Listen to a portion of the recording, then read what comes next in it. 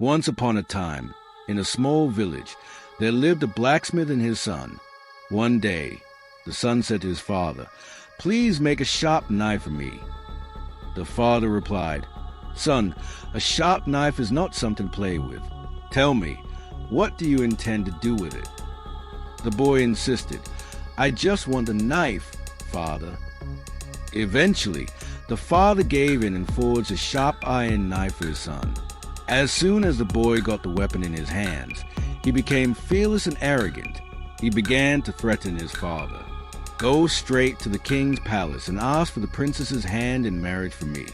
If you don't, I will kill you with this very knife." The poor blacksmith began trembling. His son's eyes had turned red with rage. He cursed the moment he had given his son the knife. Now he wondered, "What should I do? If I go to the king, I'll be killed. If I don't go, my son will kill me." After much thought, he decided, "If I'm to be killed either way, I might as well go to the king. At least it will be said that the blacksmith asked for the princess's hand in marriage." So one day, the blacksmith went to the royal court and proposed marriage to the princess on behalf of his son. The king's body shook with fury when he heard this. He was about to have the blacksmith executed. But the vizier minister was a wise man.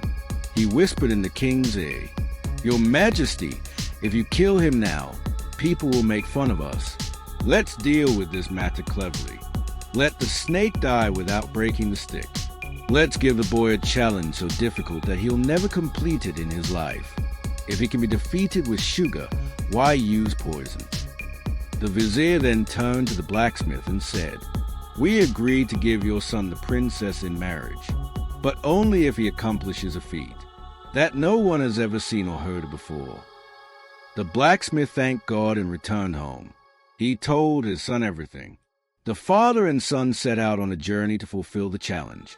After traveling for days, they reached a dense jungle. There, they saw a man sitting under a shisham tree. Yellow flowers were scattered all around.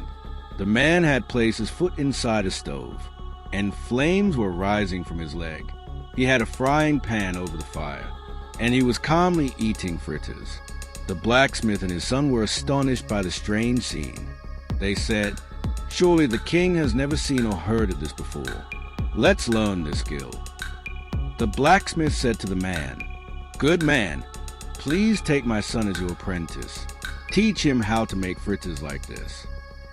The man replied, "My master sits further ahead. Only he can accept your son as a student. I don't have the permission." They moved on and found another man under a shisham tree. Same scene, foot in fire, flames rising. Pan on the fire, eating fritters. This was even more peculiar. They made the same request again. But the second man also said, "My master is ahead. Only he can decide." Finally, they reached the third man. Same scene. But this time, the man gave him a bunch of keys and said, "There's a room ahead. Open the door, lock your son inside, and leave." The blacksmith followed the instructions. As he was leaving, the man took back the keys and said, "Now come back after 1 year." The blacksmith left. Inside the room, the boy sat hungry and thirsty. A whole day passed. When he looked around, he saw human bones scattered everywhere. The boy was certain that he would die like the others. Crying, he picked up a sharp bone and began to dig at the wall. After days of effort, he created a hole and crawled into the next room. To his surprise, this room was beautiful. Curtains, carpets, and behind a curtain of beads, a girl lay sleeping. When the girl opened her eyes, they both were startled, but she calmly said, "Don't be afraid. Sit down. Tell me who you are." The boy told her everything. She gave him food and said, "The man who locked you in here is my father. He is a powerful sorcerer, and I am also a sorceress. Don't worry. I'll teach you magic." The girl was even more skilled than her father. In 2 years, the boy became a master of magic. When the blacksmith returned, His son was alive and well. The girl gave him a clever plan. The blacksmith pretended to weep and said his son had died. He asked for the bones to bury.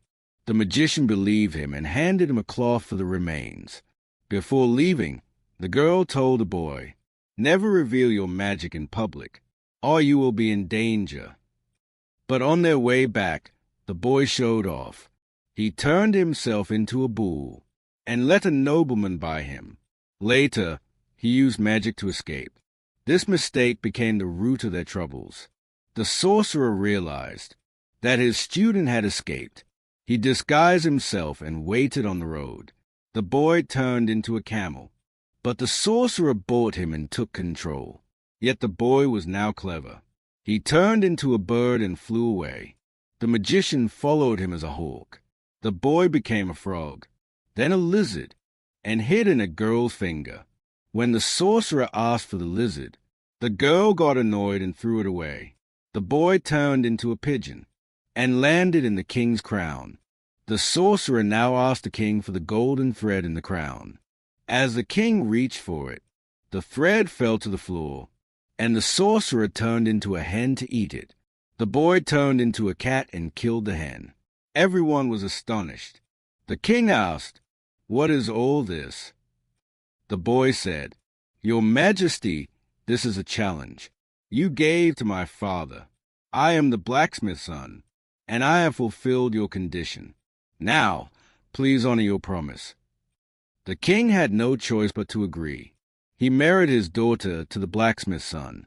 Soon, the blacksmith arrived with a wedding procession. As the king had no sons, he made the blacksmith's son his heir.